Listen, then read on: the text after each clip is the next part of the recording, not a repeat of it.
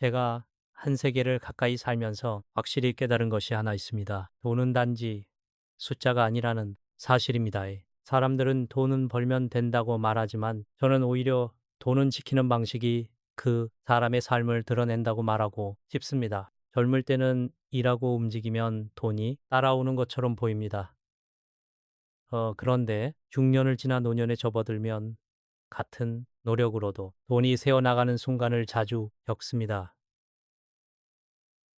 그때 사람들은 경제 탓을 하고 세상 탓을 하고 운이 없다고 말합니다. 물론 시대의 흐름도 있습니다.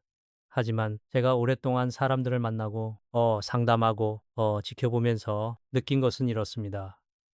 돈이 붙는 사람은 큰 결심 이전에 작은 습관이 다르고 그 작은 습관 속에 이미 운의 방향이 들어있다는 것입니다.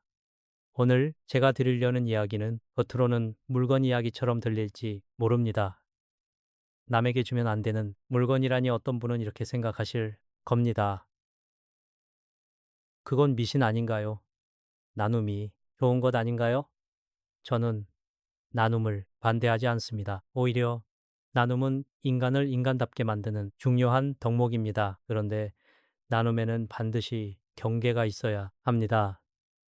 경계 없는 친절은 상대를 살리는 것이 아니라 자기 삶의 기둥을 흔들어 놓는 경우가 많습니다. 저는 평생 교육자로 살며 수많은 사람의 인생 곡선을 보았습니다. 정말 이상하게도 너무 쉽게 주고 너무 쉽게 내어주는 분들 중에 노후의 마음이 무너지고 생활이 불안해지는 경우가 많았습니다. 이유는 간단합니다.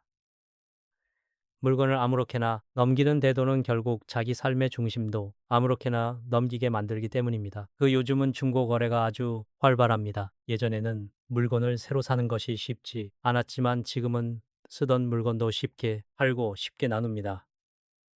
그거 자체는 나쁜 일이 아닙니다. 예.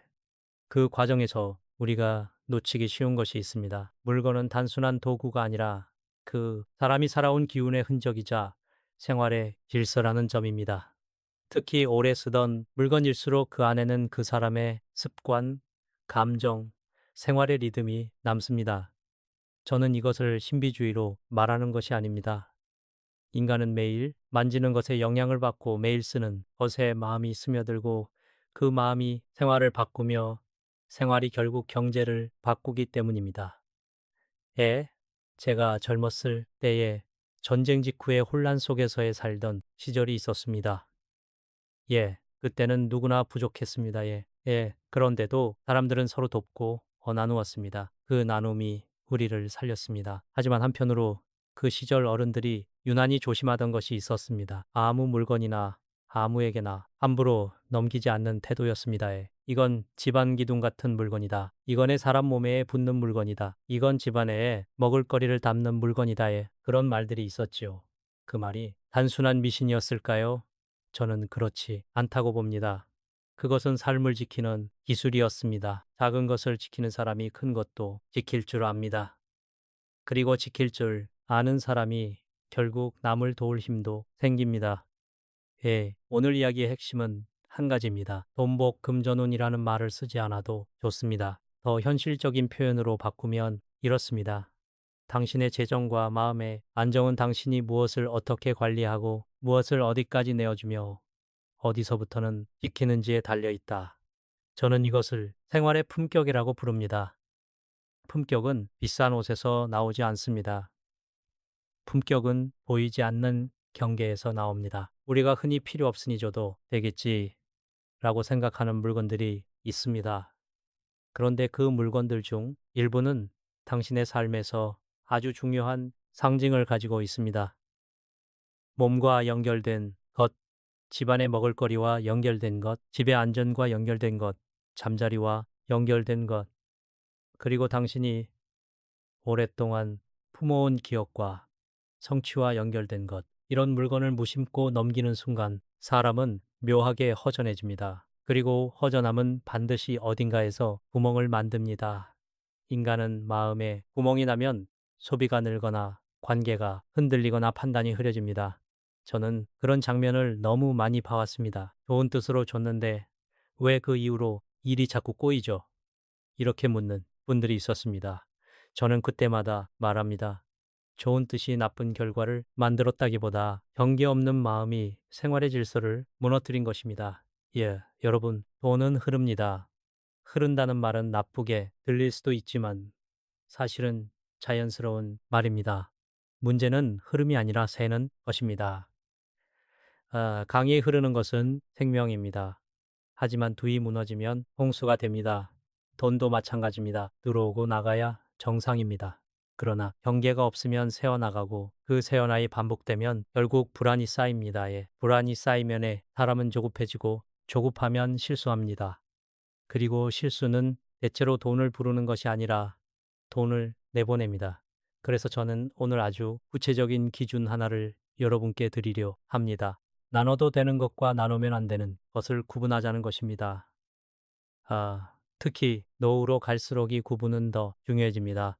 젊을 때는 다시 볼 수 있다는 자신감이 있기 때문에 의 경계가 느슨해지기 쉽습니다. 하지만 나이가 들수록 회복에는 시간이 더 듭니다. 그러니 나눔의 미덕은 그대로 품되 지키는 지혜를 함께 가져야 합니다. 이것이 제가 한 세기를 살며 얻은 현실적인 결론입니다. 오늘부터 제가 차근차근 말씀드릴 내용은 남에게 쉽게 넘기면 안 되는 물건들입니다. 어떤 것은 몸과 연결된 것이고, 어떤 것은 집안의 먹을거리와 연결된 것이고, 어떤 것은 나의 성취와 기억이 들어 있는 것이고에, 어떤 것은 잠자리처럼의 가장 깊은 의 기운이 모이는 영역과 연결된 것입니다. 저는 여러분을 겁주려는 것이 아닙니다. 오히려 불필요한 불안을 걷어내고 생활 속에서 지켜야 할 최소한의 원칙을 세워 드리려는 것입니다. 원칙이 세워지면은 마음이 편해지고 마음이 편해지면은 판단이 맑아지고 판단이 맑아지면은 돈도 관계도에 자연히 안정됩니다. 그리고 한 가지를 더 덧붙이겠습니다. 물건보다 더 중요한 것은 사람입니다. 아무리 물건을 잘 지켜도 말과 관계가 흐트러지면 운이 아니라 삶 자체가 흔들립니다. 그래서 저는 마지막에는 반드시 사람을 고르는 기준과 말을 다루는 태도까지 함께 말씀드릴 겁니다. 돈은 결국 사람을 통해 들어오고 사람을 통해 나가기도 합니다. 그러니 돈을 지키려면 먼저 마음과 관계를 지킬 줄 알아야 합니다. 자, 이제부터 시작해 보겠습니다. 여러분이 지금까지 무심코 이 정도는 줘도 괜찮겠지라고 생각하며 넘겨왔던 물건들 가운데 특히 조심해야 할 것들이 있습니다. 오늘 이 이야기를 듣고 난 뒤에는 집안을 한번 천천히 둘러보시기 바랍니다. 그리고 스스로에게 이렇게 물어보십시오. 나는 내 삶의 경계를 어디에 두고 있는가? 이 질문 하나가 생각보다 여러분의 노후를 단단하게 붙잡아 줄 것입니다. 지난 이야기에서 제가 강조한 것은 단순합니다. 돈은 벌기보다 지키는 방식에서 더 분명하게 드러난다는 점. 그리고 지키는 방식은 거창한 재테크가 아니라 생활의 경계에서 시작된다는 점입니다. 그 경계를 실제로 어디에 세워야 하는지 가장 현실적인 물건 두 가지 말씀드리겠습니다. 저는 이런 이야기를 할 때 일부러 어렵게 말하지 않습니다. 교우의 지혜는 복잡한 이론이 아니라 누구나 당장 오늘부터 실천할 수 있는 단순한 원칙으로 남아야 하기 때문입니다. 첫 번째로 반드시 조심해야 할 것은 속옷입니다. 어떤 분들은 웃을지도 모르겠습니다. 교수님 속옷이 무슨 돈과 상관이 있습니까? 그런데 저는 수많은 사람을 만나며 사람의 삶이 어디에서 무너지는지 보았습니다. 크게 무너지는 일은 대부분 아주 사소한 허물에서 시작됩니다. 속옷은 사소해 보이지만 가장 몸에 가까운 물건입니다. 몸에 가까운 것은 마음에도 가깝습니다. 그리고 마음에 가까운 것은 결국 생활의 질서를 만든다는 것을 잊지 마십시오. 속옷은 단지 천각이 아닙니다. 우리가 하루를 살아내며 흘리는 땀, 체온, 피로, 그리고 말로 표현되지 않는 감정들이 가장 먼저 스며드는 곳이 속옷입니다. 젊을 때는 그저 위생의 문제로만 생각하기 쉽습니다. 그러나 나이가 들수록 우리는 알게 됩니다. 몸이 고대 삶의 기반이라는 것을 기반이 약해지면 마음도 약해집니다. 마음이 약해지면 판단이 흔들립니다. 판단이 흔들리면 돈이 새는 방향으로 선택을 하게 됩니다. 저는 이 연결이 과장이라고 생각하지 않습니다. 몸과 마음과 돈의 흐름은 생각보다 가깝습니다. 제가 젊은 시절 학교에서 학생들을 가르치던 때가 있습니다. 경제적으로 넉넉지 않은 학생들이 많았습니다. 어떤 학생은 입도 옷도 서로 나누고 물건도 빌렸으며 살았습니다. 그 마음은 참 예뻤지요. 그러나 저는 늘 한 가지는 분명히 말했습니다. 몸에 닿는 것은 나누지 마라. 특히 속옷은 새 것으로만 주고받아라. 이유는 단순했습니다. 위생 때문이기도 하지만 더 근본적으로는 자기 경계를 배우게 하기 위해서였습니다. 나눔에는 기준이 있어야 합니다에 기준이 없는 나눔은 결국 자기 자신을 함부로 대하는 습관이 됩니다. 속옷을 누군가에게 준다는 것은 그 물건과 함께 내 생활의 흔적을 넘기는 것입니다. 특히 한 번만 입었으니 괜찮겠지라는 생각이 가장 위험합니다. 한 번이라도 내 몸의 일부처럼 쓰인 물건은 내 영역에 속합니다. 그 영역을 자꾸 타인에게 내어주는 사람은 결국 관계에서도 돈에서도 경계를 지키지 못합니다. 예, 노후에 가장 위험한 것은 거절을 못하는 성격입니다. 부탁을 거절 못하고 요구를 거절 못하고 괜찮다고 스스로를 속이다가 결국 마음도 재정도 지치게 됩니다. 예, 속옷을 나누는 습관은 그런 삶의 구조와 묘하게 닮아 있습니다. 그러니 원칙을 하나 세우십시오. 속옷은 누구에게도 주지 않는다. 선물하고 싶다면 반드시 새 것을 준다. 이것은 인색함이 아닙니다. 생활의 질서를 지키는 것입니다. 질서를 지키는 사람이 결국 풍요를 지킵니다. 두 번째로 말씀드릴 것은 칼과 이가 나간 그릇, 같은 해 깨진 주방용품입니다. 이 부분은 더 현실적입니다. 우리는 살면서 칼을 메쓰고 그릇을 메습니다. 그런데 칼은 단지 도구가 아니라 날입니다. 날은 자칫하면 사람을 다치게 합니다. 저는 칼을 볼 때마다 말의 날을 떠올립니다. 사람은 칼보다 말로 더 많이 다칩니다. 칼이 날카로울수록 조심하던 말이 날카로워질수록 인간관계는 무너집니다. 주방에서 날카로운 칼을 함부로 다루지 않듯 삶에서도 날카로운 감정과 말은 함부로 흘려보내지 말아야 합니다. 그런데 문제는 여기서 끝나지 않습니다. 쓰던 칼인데 아직 멀쩡하니 누가 쓰면 좋지라는 생각으로 남에게 그냥 주는 경우가 있습니다. 저는 그 마음이 이해됩니다. 물건이 아깝지요. 하지만 칼은 기운을 자른다는 상징이 있습니다. 상징을 믿지 않는 분들도 좋습니다. 다만 현실적으로 봐도 남에게 칼을 줄 때는 책임이 따릅니다. 상대가 다치면 어떡합니까? 그리고 더 근본적으로는 날카로운 물건은 사람 사이의 관계처럼 조심스럽게 처리해야 하는 영역입니다. 처리는 정리입니다. 정리는 질서입니다. 정리할 줄 아는 사람이 돈도 정리할 줄 압니다. 이가 나간 그릇은 더 분명합니다. 그릇이 깨졌다는 것은 완전하지 않다는 뜻입니다. 사람의 삶도 완전하지 않습니다. 그런데 깨진 그릇을 계속 쓰다 보면은 우리는 무의식적으로 불완전함을 정상으로 받아들이게 됩니다. 작은 불편을 그냥 참고 작은 금을 그냥 넘어가고 작은 손해를 그냥 견디는 습관이 생깁니다. 그 습관이 쌓이면 언젠가 큰 손해도 그럴 수 있지 하고 넘겨 버립니다. 노후에 가장 무서운 것은 큰 돈을 잃는 한 번의 사건이 아닙니다. 작은 새는 구멍을 방치해서 생기는 습관적 손실입니다. 그런 건가 제가 어느 집에 초대를 받은 적이 있습니다. 부부가 참 검소한 분들이었는데 밥상을 보니 그릇이 여기저기 이가 나 있었습니다. 저는 조심스럽게 말씀드렸습니다. 이 그릇들은 오래 썼으니 정리하는 것이 어떻겠습니까?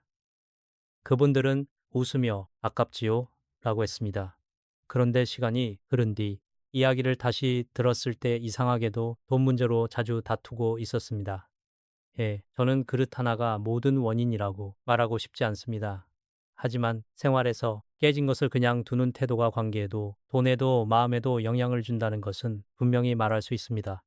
깨진 것을 정리할 줄 아는 사람은 관계에서도 돈에서도 불필요한 손실을 줄일 줄 압니다. 그러니 이런 원칙을 세우십시오. 칼은 함부로 나누지 않는다. 필요 없으면 안전하게 처리한다. 이가 나간 그릇, 금간 그릇은 절대 남에게 주지 않는다. 내 집에서도 오래 붙잡지 않는다.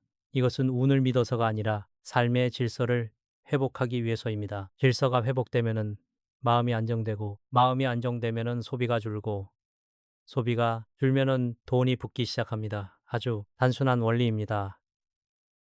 혹시 이런 반문을 하실 수도 있습니다. 교수님, 그러면 다 버리라는 말입니까? 버리면 낭비 아닙니까? 저는 낭비를 권하지 않습니다. 저는 정리를 권합니다. 버릴 것은 버릴 줄 알아야 합니다. 비우지 못하면 채울 수 없습니다. 비우지 못하면 새로운 기회가 들어올 자리가 없습니다. 돈도 마찬가지입니다. 필요 없는 것을 붙잡는 사람은 결국 필요한 것을 지킬 힘을 잃습니다. 그리고 꼭 기억하십시오. 나눔이 나쁜 것이 아니라 경계 없는 나눔이 문제입니다. 좋은 나눔은 상대를 살리고 나도 살립니다. 하지만 기준 없이 주는 나눔은 상대에게도 나에게도 부담이 됩니다. 속옷을 주는 사람은 상대도 곤란하게 만들 수 있고, 깨진 그릇을 주는 사람은 상대의 집에 불편과 불안을 놓을 수 있습니다. 우리는 선물을 할 때 상대를 존중해야 합니다. 존중이란 가장 좋은 것을 주라는 뜻이 아니라 상대에게 부담이 되지 않게 하라는 뜻입니다. 오늘 말씀드린 두 가지는 매우 기본입니다. 몸에 닿는 것, 그리고 날카로운 것과 깨진 것, 이것만 조심해도 생활의 경계가 세워지기 시작합니다. 경계가 세워지면 마음이 서고, 마음이 서면 돈의 흐름도 서서히 바뀝니다. 다음 시간에는 집안의 먹을거리와 재물의 상징과 연결된 물건들, 즉 밥그릇과 밥통, 쌀통과 밥솥 같은 것들에 대해 더 구체적으로 말씀드리겠습니다. 왜 이런 물건을 무심코 넘기면 생활의 뿌리가 흔들리는지, 그리고 부득이하게 나눠야 할 때는 어떤 방식이 가장 안전한지 현실적인 기준을 드리겠습니다. 우리는 앞에서 두 가지를 이야기했습니다. 몸에 가장 가까운 물건은 쉽게 넘기지 말 것, 그리고 날카로운 물건이나 깨진 그릇처럼 불완전함을 품은 물건은 함부로 나누지 말 것. 조금 더 깊이 들어가 보겠습니다. 왜냐하면 노후의 안정과 금전의 흐름을 좌우하는 것은 의외로 부엌에서 결정되는 경우가 많기 때문입니다. 저는 부엌을 단지 요리하는 장소로 보지 않습니다. 부엌은 한 가정의 생존이 모이는 것이고, 가족이 다시 살아갈 힘을 얻는 것입니다. 그러니 부엌에서 쓰는 물건들은 단순한 도구가 아니라 집안의 질서와 안정, 그리고 먹고 사는 감각을 붙잡아 주는 상징이기도 합니다. 제가 젊었을 때는 정말 가난했습니다. 전쟁과 혼란을 지나며 밥 한 그릇이 얼마나 소중한지 몸으로 배웠습니다. 지금은 풍요의 시대라 하지만 사람의 마음은 여전히 불안합니다. 불안할수록 우리는 집안에서 가장 기본적인 것, 밥, 음식, 저장으로 돌아가야 합니다. 돈이 새는 집은 대개 부엌이 흐트러져 있습니다. 반대로 부엌이에 안정한 집은 이상하게도 생활이 안정됩니다. 이것은 미신이 아닙니다. 매일의 반복이 마음의 습관을 만들고, 습관이 선택을 만들며, 선택이 재정의 방향을 결정하기 때문입니다. 오늘 제가 말씀드릴 물건들은 이렇습니다. 밥그릇, 밥통, 쌀통, 밥솥, 그리고 음식이나 곡식을 담아두는 그릇들입니다. 요즘은 안 쓰니 가져가세요 하며 지인에게 주는 경우가 많지요. 새 것도 아닌데 아깝다. 친구가 필요하다. 부모님께서 쓰던 것이니 쓰임이 있다. 이런 이유들이 있을 겁니다. 그런데 저는 가능하면 이 물건들을 쉽게 넘기지 말라고 권합니다. 이유는 간단합니다. 이런 물건들은 재물 자체가 아니라 재물을 만들어내는 생활의 뿌리를 의미하기 때문입니다. 예로부터 곡식은 부의 상징이었습니다. 한국에서는 쌀이 그렇고 어느 나라든 주식이 그렇습니다.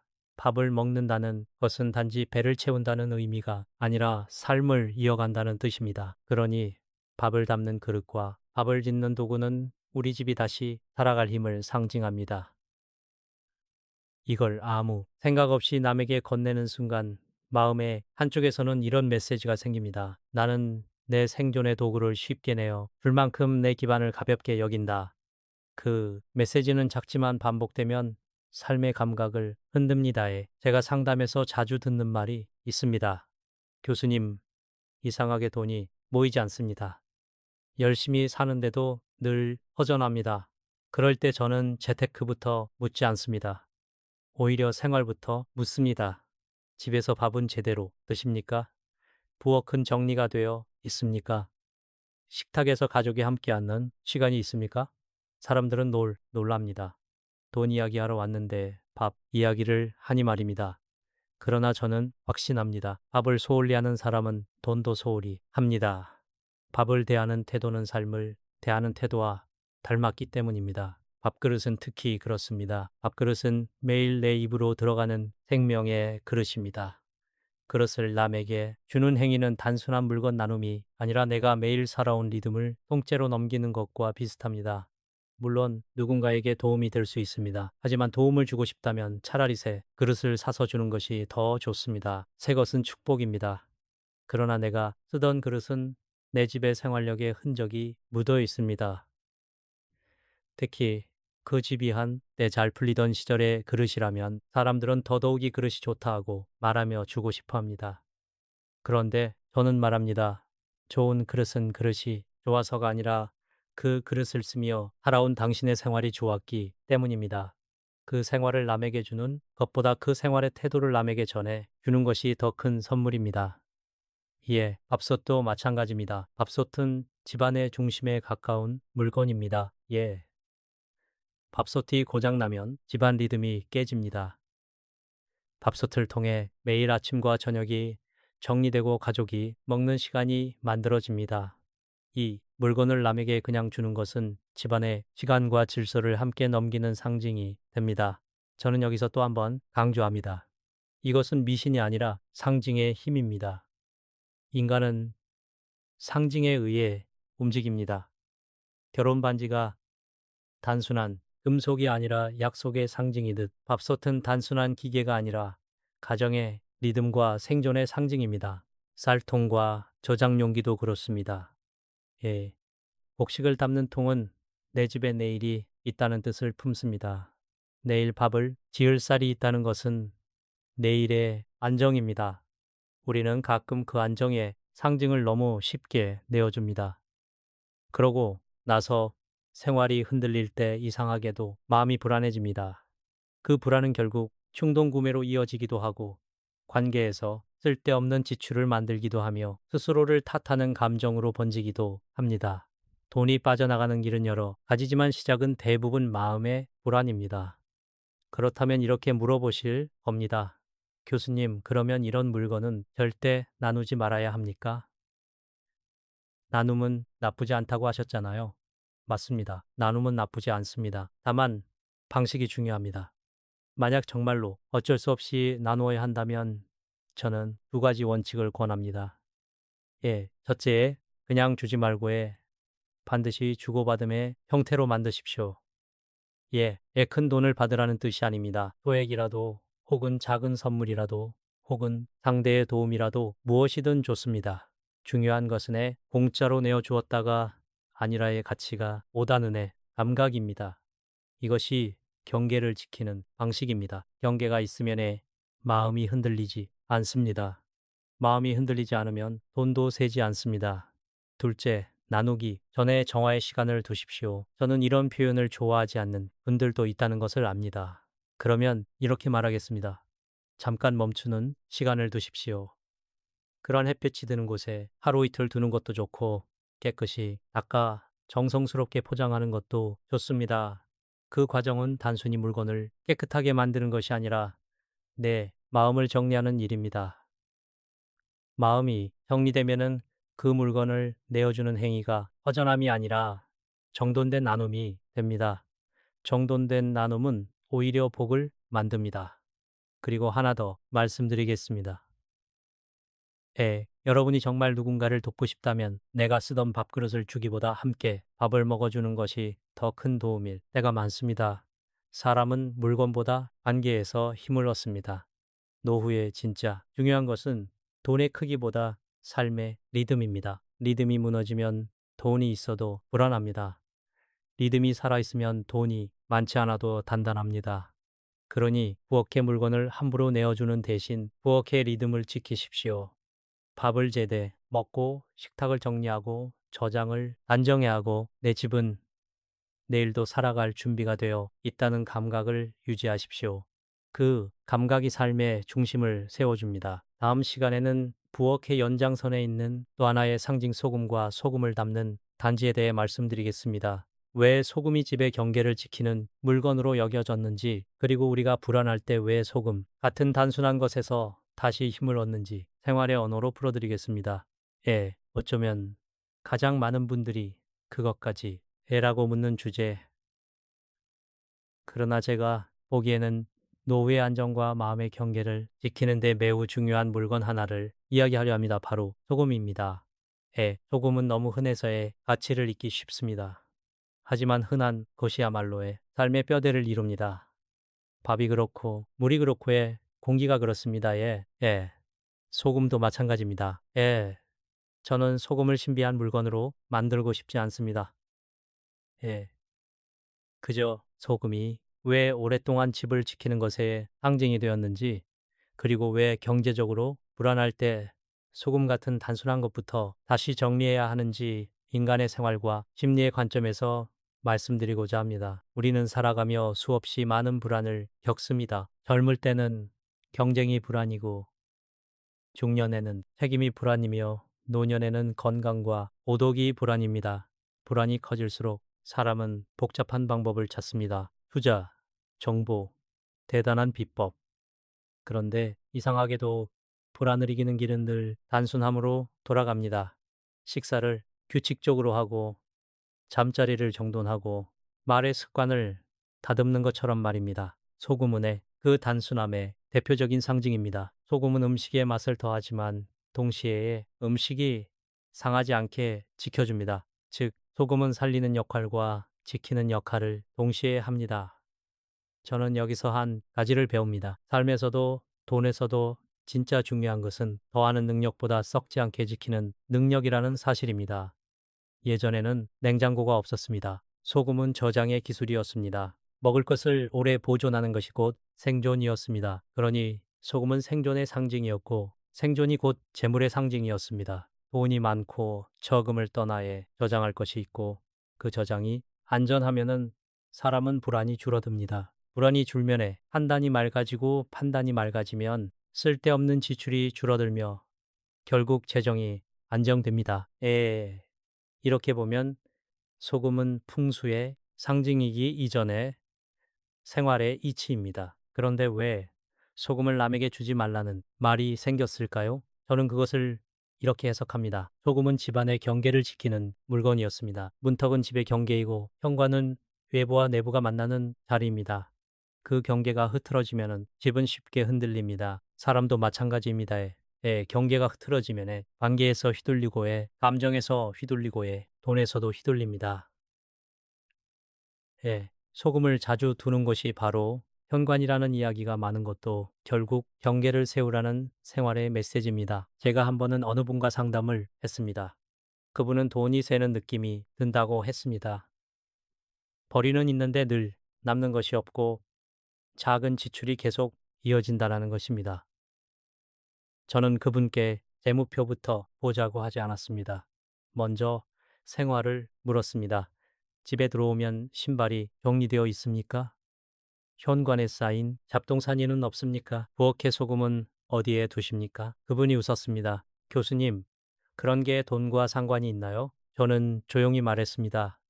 현관이 어수선하면 마음의 출입도 어수선해집니다. 마음이 어수선하면 지출이 어수선해집니다. 그리고 그분은 며칠 뒤 연락을 주었습니다.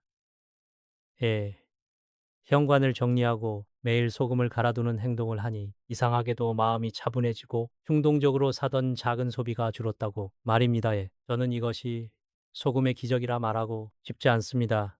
다만 정리의 습관이 마음을 바꾸고 마음이 돈을 바꾼다고 말하고 싶습니다. 그렇다면 구체적으로 무엇을 조심해야 할까요? 첫째, 내가 불안하고 돈이 흔들릴 때 소금을 타인에게 쉽게 나누지 마십시오. 여기서 말하는 소금은 단지 조미료만이 아닙니다. 집안의 기운을 정리하는 상징이자 생활의 경계를 세우는 표지입니다. 내가 흔들릴 때는 먼저 내 경계를 세워야 합니다. 경계가 세워진 다음에 남을 돕는 나눔이 건강해집니다. 흔들리면서 나누는 것은 상대를 돕는 것 같지만은 사실은 자신의 불안을 더 키우는 의 경우가 많습니다. 둘째, 소금을 담아두던 항아리나 단지도 함부로 넘기지 마십시오. 사람들은 그건 그냥 그릇이잖아요. 라고 말합니다. 그런데 그릇이 무엇을 담아왔는지를 생각해 보십시오.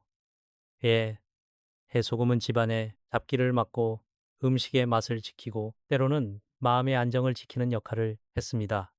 그 역할을 담아오네 그릇은 일종의 집안의 습관이 축적된 그릇입니다. 저는 이것을 미신으로 설명하지 않습니다. 사람이 어떤 물건을 특정한 목적으로 오래 쓰면 그 물건은 그 목적의 상징이 됩니다.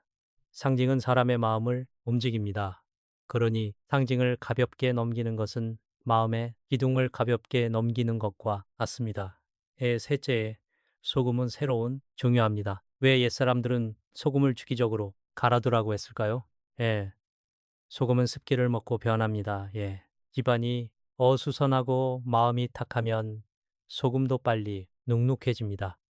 이 말이 신비롭게 들릴 수도 있지만 저는 이렇게 봅니다.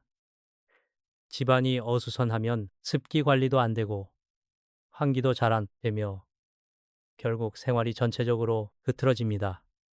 그 흐트러짐이 소금에서 먼저 드러날 뿐입니다. 그러니 소금을 갈아두는 행위는 단지 소금을 교체하는 것이 아니라 내 생활을 다시 새롭게 정리하겠다는 선언입니다.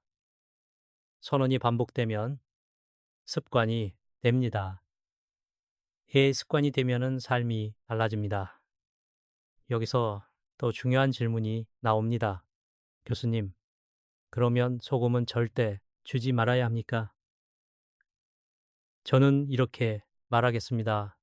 나의 생활이 안정되고 마음의 경계가 튼튼할 때 누군가가 소금이 필요하다면 도와줄 수 있습니다. 그러나 그때도 그냥 툭 주기보다 주고받음의 형태를 갖추는 것이 좋습니다. 작은 돈을 받는 것이 꼭 목적이 아닙니다. 작은 과일한 봉지라도 따뜻한 말 한마디라도 서로의 마음이 오가는 교환이 있으면 좋습니다. 왜냐하면 교환은 관계의 균형을 만들고 균형은 마음의 안정으로 이어지기 때문입니다. 그리고 저는 한 가지 더 말씀드리고 싶습니다. 소금 이야기는 결국 경계의 이야기입니다. 경계는 인간 관계에서도 필요합니다. 돈이 새는 가장 큰 통로 중 하나는 관계의 경제가 무너질 때입니다.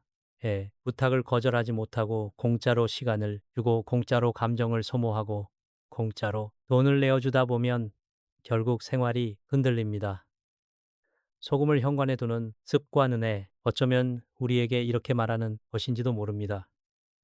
밖과 알 구분하라. 남과 나를 구분하라. 주고받음의 질서를 세우라. 이 질서가 서면 마음이 편해지고 마음이 편해지면 돈도 관계도 자연히 안정됩니다. 다음 시간에는 죽어있는 물건과 망가진 물건에 대해 이야기하려 합니다. 버린 꽃든 식물 오래 묵혀둔 잡동사니 그리고 특히 망가진 인형 같은 것들이 왜 사람의 마음을 어둡게 만들고 생활의 흐름을 막는지 그리고 그것을 어떻게 정리해야 노후의 삶이 가벼워지는지 말씀드리겠습니다. 역렬한 버림이 아니라 삶의 방향을 다시 세우는 일입니다. 그 방향이 세워질 때에 돈도 마음도 다시 제자리를 찾습니다. 많은 분들이 마음속으로는 알고 있으면서도 손이 쉽게 움직이지 않는 주제를 이야기하려 합니다. 바로 죽어있는 물건과 망가진 물건입니다. 이 말이 거칠게 들릴 수도 있습니다. 하지만 저는 일부러 이렇게 표현합니다. 왜냐하면 노후의 삶을 무겁게 만드는 가장 큰 원인 중 하나가 실제로는 돈이 없음이 아니라 정리가 안 됨이기 때문입니다. 정리가 안 되면은 마음이 정체되고 마음이 정체되면은 생활이 정체되며 생활이 정체되면은 돈도 정체됩니다. 그리고 정체된 돈은 대개에 들어오지 않거나 들어와도 금방 빠져나갑니다. 사람은 나이가 들수록 물건과 추억이 늘어납니다. 젊을 때는 집이 비어 있습니다. 살면서 채워지지요. 그런데 어느 순간부터 채우는 것이 행복이 아니라 부담이 됩니다. 예, 그 부담이 커지면 사람은 가만히 있는 것을 선택합니다. 치우기 싫어서, 버리기 싫어서, 정리하기 싫어서 그냥 두는 것입니다. 그런데 그냥 두는 시간이 길어질수록 그 물건은 단지 물건이 아니라 미뤄둔 마음이 됩니다. 미뤄둔 마음은 계속해서 내 에너지를 갉아먹습니다. 저는 이것을 교육자로서 수없이 보았습니다. 예. 어떤 분은 재정 상담을 받으러 와서도 이야기를 조금만 깊게 들어가면 결국 집이 너무 어수선해서 우울하다는 말로 끝이 납니다. 집이 어수선하면은 마음이 어수선합니다. 마음이 어수선하면 선택이 어수선합니다. 이 연결은 매우 현실적입니다. 예. 먼저 죽어 있는 물건의 대표적인 것이 조화, 말린 꽃, 쉬든 식물, 죽은 식물입니다. 예. 꽃은 원래 살아있는 기운을 상징합니다. 생기가 있어야 꽃이죠. 그런데 죽은 꽃을 오래 두면 집안의 분위기가 어두워집니다.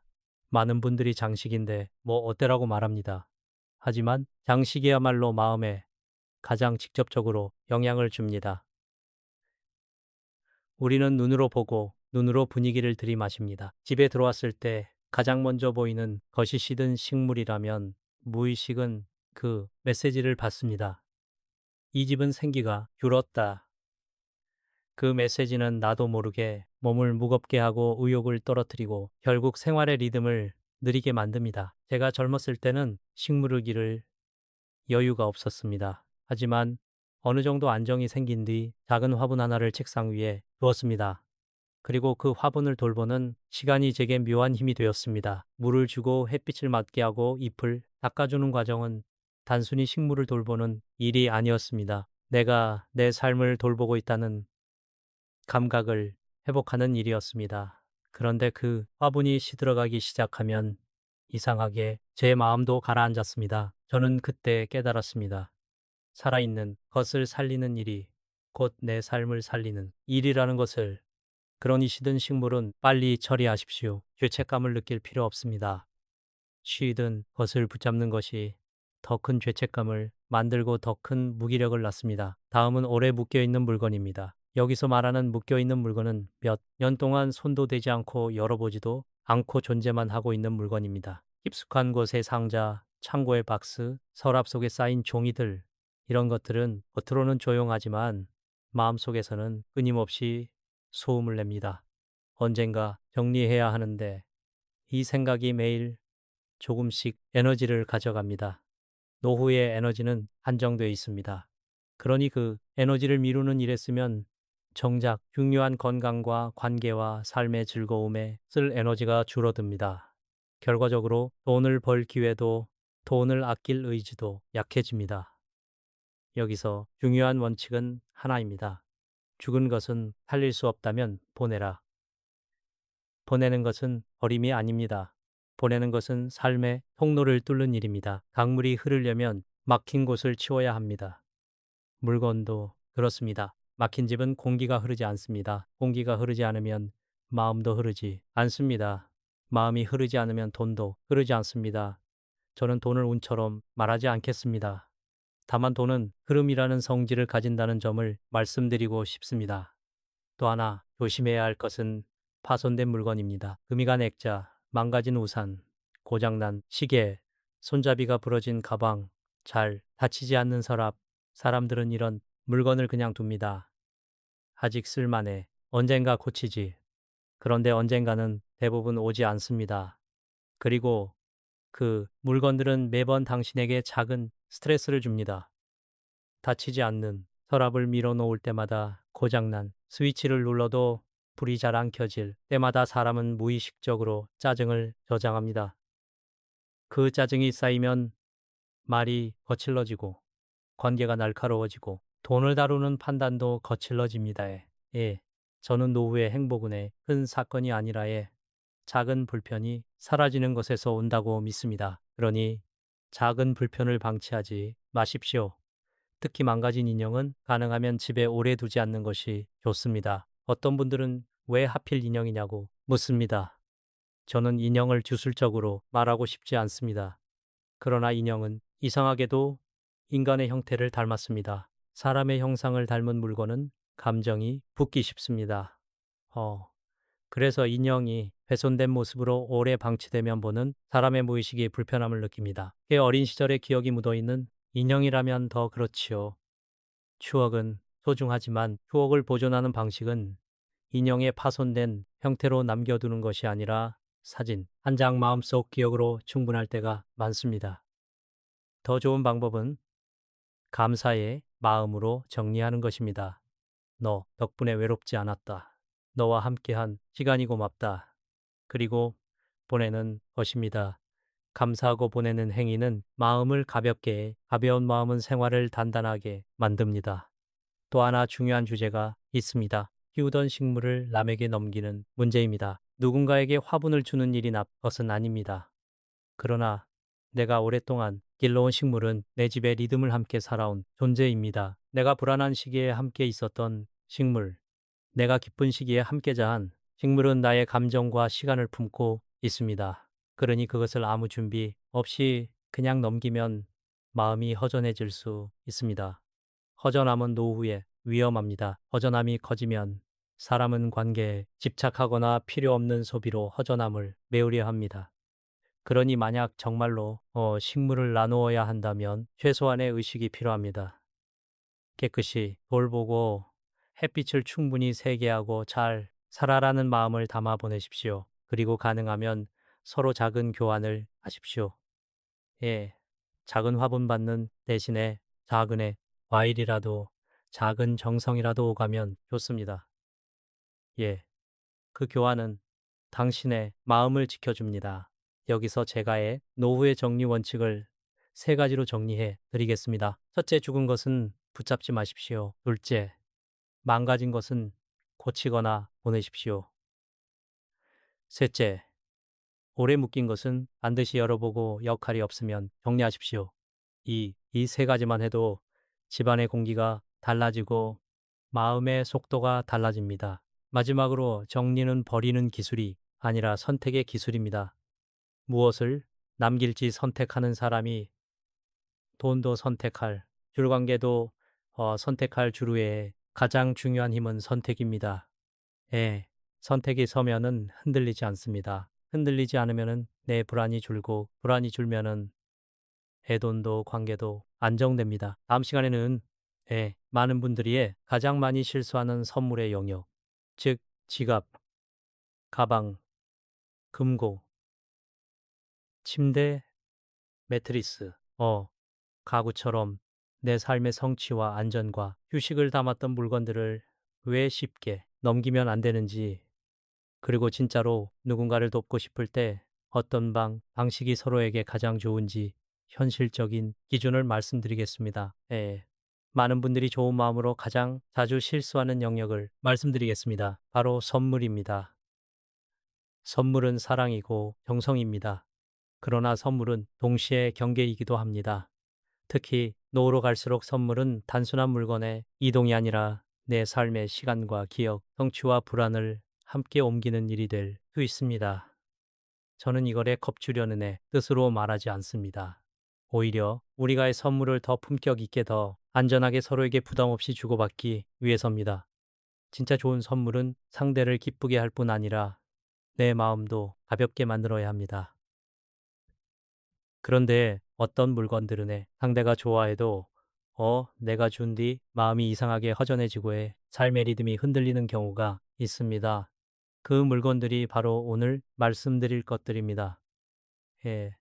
첫째, 지갑입니다. 지갑은 돈을 넣는 물건이라서가 아니라 내 생활에 신뢰를 넣는 물건입니다. 신분증, 카드, 영수증, 때로는 가족, 사진까지의 지갑은 나라는 사람의 일상을 담습니다.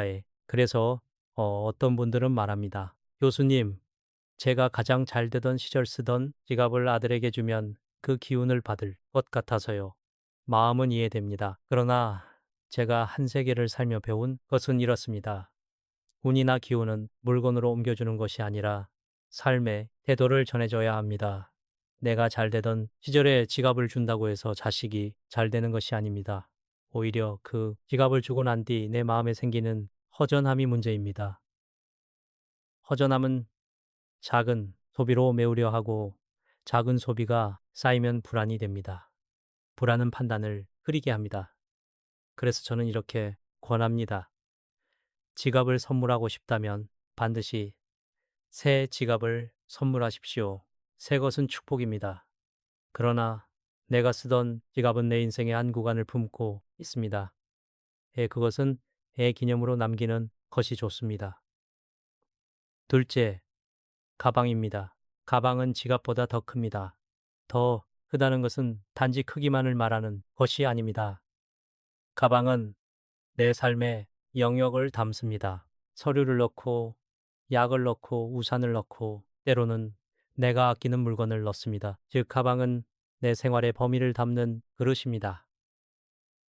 그래서 내가 번성하던 시절의 가방을 누군가에게 좋은 의미로 넘기는 분들이 있습니다. 저는 그런 경우를 여러 번 봤습니다.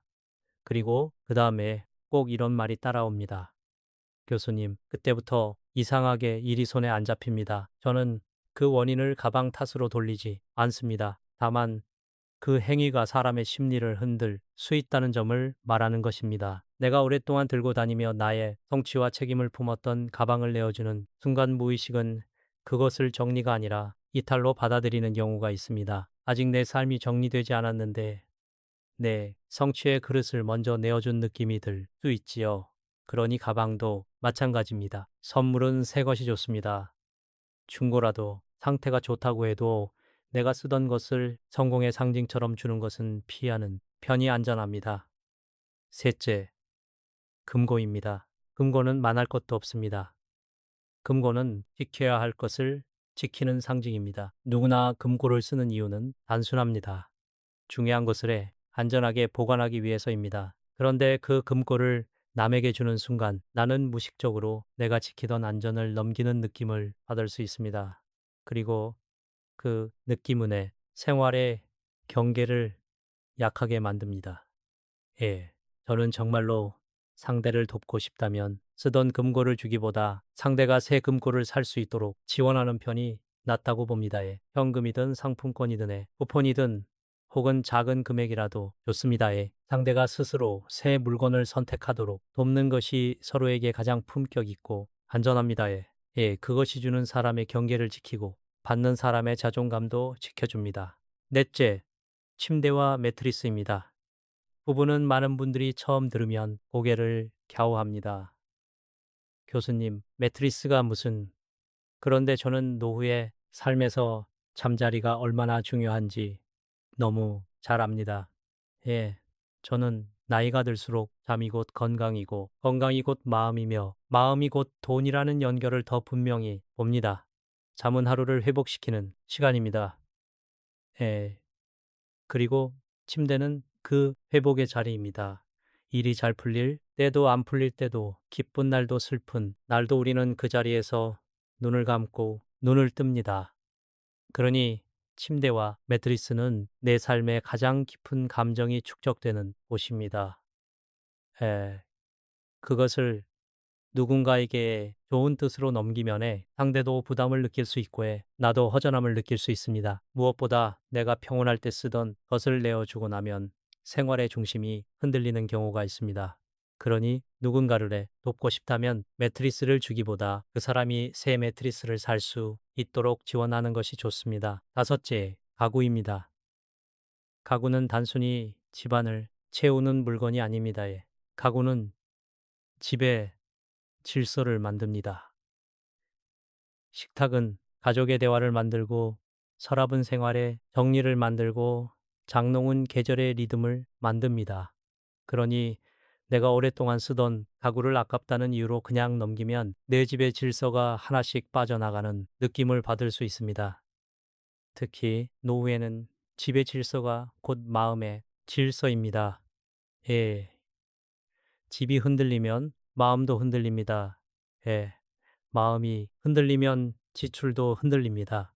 그래서 저는 가구를 선물할 때도 가능하면 새 것으로 하라고 말합니다. 꼭 중고로 나눠야 한다면은 최소한의 그냥 주는 방식이 아니라 작은 교환을 하거나 정성스럽게 정도 내서 이 물건이 너의 집에서 새 역할을 하길 바란다는 마음으로 보내는 것이 좋습니다. 여기서 중요한 질문이 나옵니다. 교수님, 그러면 저희는 아무것도 나누지 말아야 합니까? 아닙니다. 나눔은 필요합니다. 다만 노후의 나눔은 희생이 아니라 질서 위에 있어야 합니다. 제가 권하는 현실적인 기준은 이렇습니다. 첫째, 삶의 뿌리와 연결된 물건은 새 것으로 선물하라. 둘째, 내가 오래 쓰며 성취와 불안을 담았던 물건은 쉽게 내어주지 말라. 셋째, 어쩔 수 없이 나눠야 한다면 반드시 주고받음의 형태로 만들라. 이 세 가지입니다. 사실 사람들은 물건을 주며 자신의 마음도 함께 줍니다. 그런데 그 마음이 경계 없이 흘러가면 시간이 지나 반드시 후회가 됩니다. 그때 왜 그렇게 쉽게 줬지? 내가 너무 바보 같았나? 이런 후회는 사람을 작게 만듭니다. 작은 사람은 돈 앞에서도 작아집니다. 돈은 결국 마음의 크기와 연결되어 있습니다. 마음이 단단하면 돈도 단단히 지켜집니다. 다음 시간에는 마지막으로 어쩔 수 없이 나눠야 하는 상황에서 어떻게 하면 내 마음과 내 생활의 경계를 지키면서도 상대를 편안하게 도울 수 있는지, 즉, 거래의 지혜와 교환의 품격에 대해 말씀드리겠습니다. 작은 돈을 받는 것이 왜 의미가 있는지, 햇볕에 두는 행위가 왜 마음을 정리해 주는지, 그리고 무엇보다 돈복의 핵심이 결국 사람과 말에 있다는 결론까지 한 번에 정리해 드리겠습니다. 마무리로 많은 분들이 가장 궁금해하는 질문에 답을 드리겠습니다. 교수님, 말씀은 알겠습니다. 그런데 살다 보면 어쩔 수 없이 나눠야 하는 때가 있지 않습니까? 물건이 아깝기도 하고, 누군가에게 꼭 필요하기도 하고, 또 정 때문에 그냥 주게 되기도 합니다. 그럴 땐 어떻게 해야 합니까? 저는 이 질문이 참 현실적이라서 좋습니다. 삶은의 교과서처럼 흘러가지 않습니다. 마음은 늘 흔들리고 상황은 늘 변합니다. 그래서 지혜는 원칙만으로 끝나지 않습니다. 원칙을 현실에서 작동하게 만드는 방법까지 있어야 합니다. 그 방법을 말씀드리겠습니다. 첫째, 그냥 주지 말고 주고받음으로 바꾸라. 저는 이 말을 가장 먼저 드립니다. 어떤 분들은 오해합니다. 교수님은 돈을 꼭 받아야 한다는 말씀입니까? 꼭 돈이 아니어도 됩니다. 핵심은 공짜로 내어주는 심리에서 벗어나라는 것입니다. 공짜로 주는 순간 사람의 마음에는 두 가지가 남습니다. 하나는 나도 모르게 생기는 허전함이고, 다른 하나는 상대가 나에게 빚을 졌다는 불편한 감각입니다. 허전함은 내 마음을 흔들고 불편함은 관계를 흔듭니다. 둘 다 노후에는 치명적입니다. 노후의 인간관계는 얇은 유리처럼 그 조심스럽습니다. 작은 금이 가면 회복하는데 시간이 오래 걸립니다. 그러니 어떻게 해야 합니까? 아주 작은 것이라도 교환을 만드십시오. 예를 들어 내가 밥솥을 내어 주어야 한다면 상대가 나에게 과일 한 봉지를 가져오게 하는 것도 좋습니다. 내가 그릇을 나눈다면 상대가 커피 한 잔을 사는 것도 좋습니다. 돈은 돈이 아니라 손을 좀 빌려달라고 말해도 됩니다. 집 정리를 함께 해달라. 무거운 것을 옮겨달라. 서류 정리를 도와달라에 이렇게 가치가 오가는 구조를 만들면은 그 물건은 단순히 내운이에 빠져나가는 통로가 아니라 관계가 건강하게 연결되는 다리가 됩니다. 저는 이것을 거래라고 부르기보다 균형이라고 부릅니다. 균형이 있어야 오래갑니다. 둘째, 나눔 전에 반드시 멈춤의 시간을 가져라. 사람은 급할 때 실수합니다. 감정이 올라왔을 때 실수합니다. 상대가 간절해 보이면 실수합니다. 그래서 저는 하루라는 시간을 권합니다. 당장 달라고 해도 내일 드리겠습니다 라고 말할 줄 아는 것이 경계입니다. 내일 준다고 해서 상대가 무너지지 않습니다. 오히려 그 하루가 당신을 지켜줍니다. 그 하루 동안 당신은 생각할 수 있습니다. 이 물건은 내 삶에서 어떤 의미였나? 지금 이걸 내어주면 나는 무엇을 대신 준비해야 하나? 상대에게 정말 도움이 되는가? 아니면 상대도 부담스러울 수 있는가? 이 질문을 스스로에게 던지는 순간 나눔은 충동이 아니라 선택이 됩니다. 선택은 사람을 강하게 만듭니다. 셋째, 햇볕에 두는 것은 미신이 아니라 정리의 기술이다. 많은 분들이 이야기를 들으면 웃습니다. 하지만 저는 햇볕의 의미를 아주 현실적으로 봅니다. 햇볕은 건조시키고 해, 냄새를 없애고 해, 세균을 줄이고 해, 무엇보다의 새 출발의 느낌을 줍니다. 내가 쓰던 물건을 닦고 말리고 햇볕을 받게 하는 과정은 단순히 물건을 깨끗하게 만드는 일이 아닙니다. 내 마음의 물건은 이제 내 집을 떠나 다른 역할을 한다는 선을 긋는 일입니다. 이 선이 없으면 사람은 계속 뒤돌아봅니다. 그거 잘 쓰고 있나? 내가 괜히 줬나? 이런 마음이 남으면 관계가 흔들립니다. 그러니 햇볕에 하루 이틀 두는 것은 사실상 마음의 이별식입니다. 이별을 잘해야 새 만남이 건강합니다. 넷째, 새 것과 중고의 구분은 곧 인생의 품격이다. 저는 선물을 할 때 특히 지갑, 가방, 매트리모니에 금고처럼 삶의 상징이 큰 물건은 가능하면 새 것으로 하라라고 말씀드렸습니다. 여기서 중요한 것은 돈이 많아서 새 것을 사라는 말이 아닙니다. 새 것이 부담이라면 차라리 다른 방식으로 돕는 것이 낫습니다. 예를 들어 새 지갑을 사줄 형편이 안 된다면 지갑을 사라고 소액을 보태 주는 것도 좋습니다.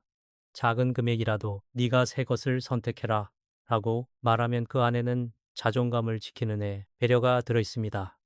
애 받는 사람도 편하고 애 주는 사람도 마음이 흔들리지 않습니다.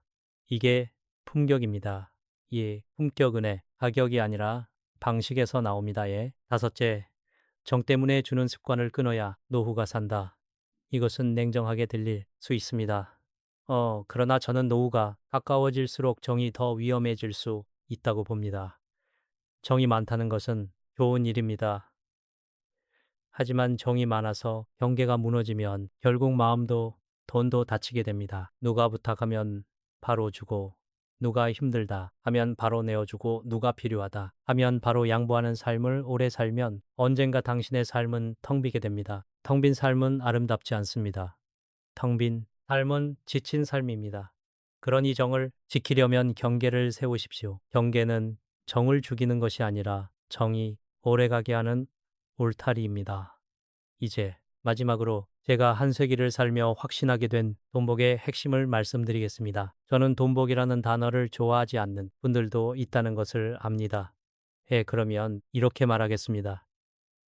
재정의 안정은 결국 사람과 말에서 결정된다. 누구와 가까이 지내느냐, 어떤 말을 듣고 어떤 말을 내뱉느냐가 돈의 흐름을 바꿉니다. 희망을 말하는 사람, 곁에 있으면 삶이 길어집니다. 불평과 비난을 습관처럼 하는 사람의 곁에 있으면 에너지가 줄어듭니다. 에너지가 줄어들면 판단이 흐려지고 판단이 흐려지면 돈이 듭니다. 이건 아주 단순합니다. 그래서 저는 노후의 원칙을 세 줄로 정리합니다. 첫째, 물건을 줄 때는 경계를 세워라.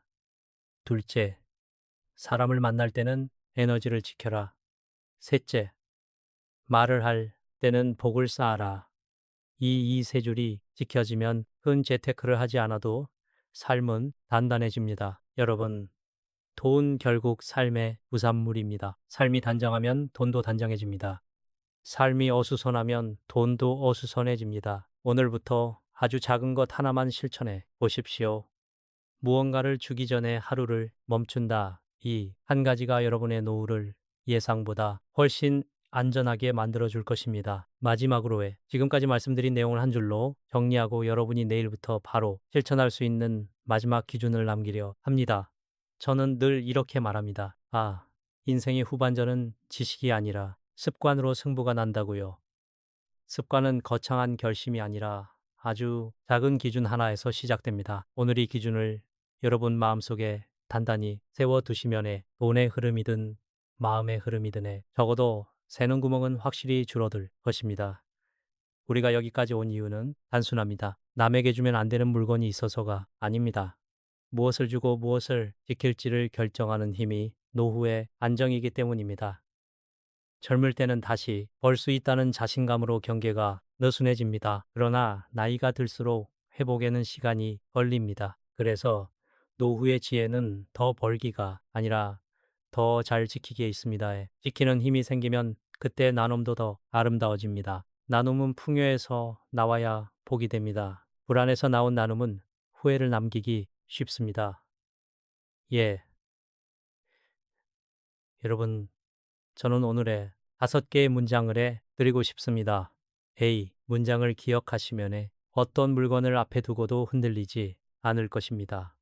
첫째, 몸에 닿는 것은 새 것으로만 주어받는다. 속옷처럼 몸의 영역에 속하는 것은 위생의 문제를 넘어 경계의 문제입니다. 둘째, 깨진 것과 망가진 것은 나누지 말고 정리한다. 깨진 그릇, 고장난 물건은 불편을 옮길 뿐입니다. 셋째, 먹고 사는 뿌리와 연결된 것은 쉽게 넘기지 않는다. 밥그릇, 쌀통 밥솥처럼 생활의 생존 리듬을 담은 것들은 조심해야 합니다. 넷째, 집의 경계를 지키는 것은 먼저 내 집에서 새롭게 한다. 소금처럼 단순한 것부터 정리하면 마음의 경계가 세워집니다. 다섯째, 성취와 휴식이 담긴 것은 선물 대신 지원으로 바꾼다. 기갑, 가방, 금고, 매트리스, 가구 같은 것은 새 것으로 주거나 새 것을 살 수 있도록 돕는 방식이 서로에게 좋습니다. 그런데 삶은 늘 변수입니다.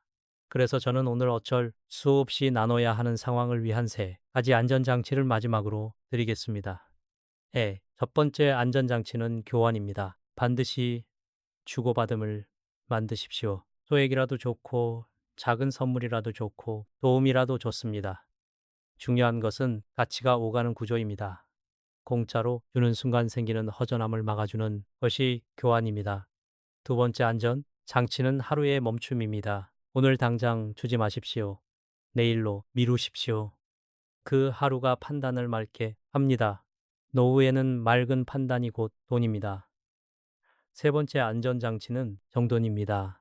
닦고 말리고 햇볕을 쐬고 포장하십시오. 이 과정이 물건을 위한 것이 아니라 내 마음의 경계를 위한 것입니다. 경계가 세워지면 후회가 줄어듭니다. 후회가 줄면 관계도 안정됩니다. 여기서 저는 한 번 더 중요한 것을 말씀드리겠습니다.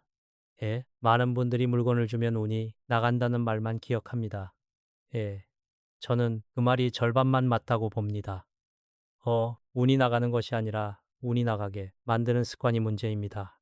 물건을 쉽게 넘기는 습관, 부탁을 거절 못하는 습관, 정이라는 이름으로 자기 삶을 희생하는 습관, 이런 습관이 쌓이면은 삶의 중심이 약해집니다.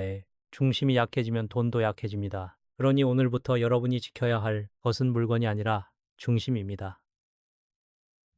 중심을 세우는 방법은 의외로 간단합니다. 첫째, 집안에서 가장 작은 구석을 정리하십시오. 현관, 부엌, 침대 옆이 3곳만 정리해도 마음의 속도가 달라집니다. 둘째, 말의 습관을 바꾸십시오. 저는 수많은 성공한 사람들에게서 공통점을 봤습니다.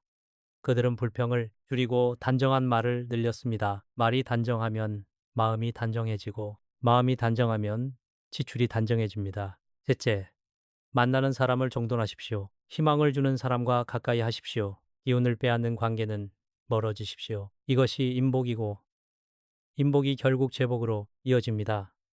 제가 평생 교육자로 살면서 느낀 것은 하나입니다. 사람은 큰 돈을 잃어서 무너지는 것이 아니라 작은 구멍을 방치해서 무너집니다. 이 정도는 괜찮겠지라고 넘기는 순간들이 쌓여 어느 날 큰 불안이 됩니다. 그러니 오늘부터 작은 기준을 세우십시오. 제가 드리는 가장 쉬운 기준은 이것입니다. 주기 전에 한 번만 물어본다. 이 물건은 내 삶의 뿌리인가? 이 물건은 내 몸과 연결되어 있는가? 이 물건은 깨져 있거나 죽어 있지 않은가? 이 물건은 내 성취와 휴식의 달이었는가? 이내 질문 중 하나라도 예라면 그냥 주지 마십시오. 새 것으로 바꾸거나 지원으로 바꾸거나 교환으로 바꾸십시오. 그리고 마지막으로 저는 여러분께 한 문장을 남기고 쉽습니다. 풍요는 아끼는 마음에서 시작되지만 풍요를 완성하는 것은 지키는 품격이다. 아끼는 마음만으로는 부족합니다. 지키는 품격이 있어야 합니다. 품격은 거절할 줄 아는 힘이고 정리할 줄 아는 힘이고 주고받음의 균형을 세울 줄 아는 힘입니다. 그 힘이 노후를 단단하게 만듭니다.